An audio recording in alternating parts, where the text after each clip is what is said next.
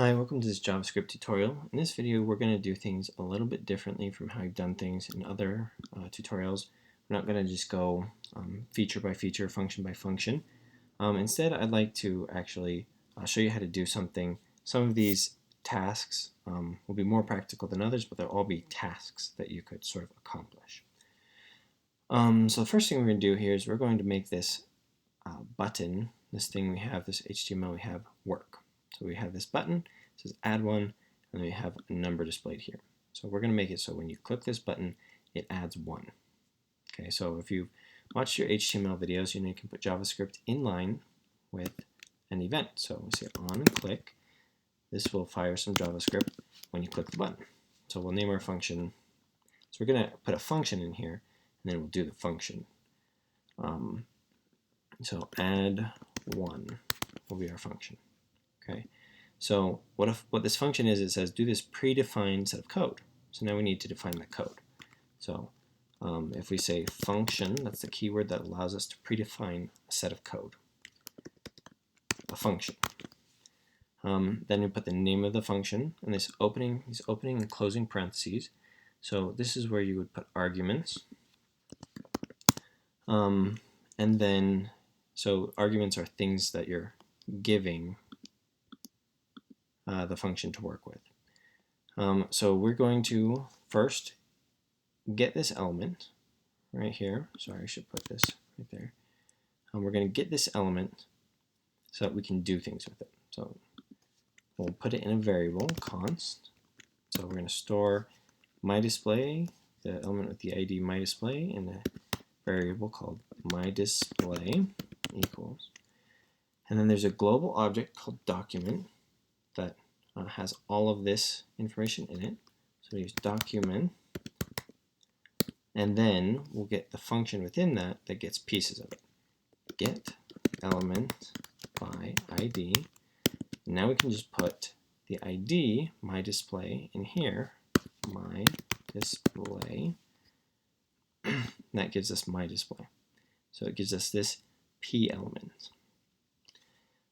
Next, we want to get what's inside of it. So const inside equals myDisplay.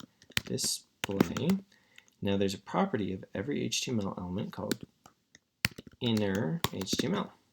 So we'll get that. Next, we wanted to convert that to a number. So currently, when it reads this, it thinks of it as text, which is fine. But we want to think of it as a number, because if we're going to be adding things to it, the browser needs to think of it as a number, not as like a bit of text, a string. So currently we would say this is a string, so a bit of text. So we'll convert it to a number. So const number, so this is a variable for the number. There's a built-in function called parseInt, and this function takes as an argument, the thing between the parentheses, some text inside, and it will convert text that is a number into a number. So we'll convert this from 0, the character, to 0, the number. Now we can create a variable that holds the incremented number, so 1 being added to it, so larger, we'll call it number plus 1. Okay, now we just need to put it back in there. So we can still use this property here. So myDisplay, go back and get that element. We'll do dot inner HTML, so what's inside of it, and we will set it with this single equals, which is the assignment operator.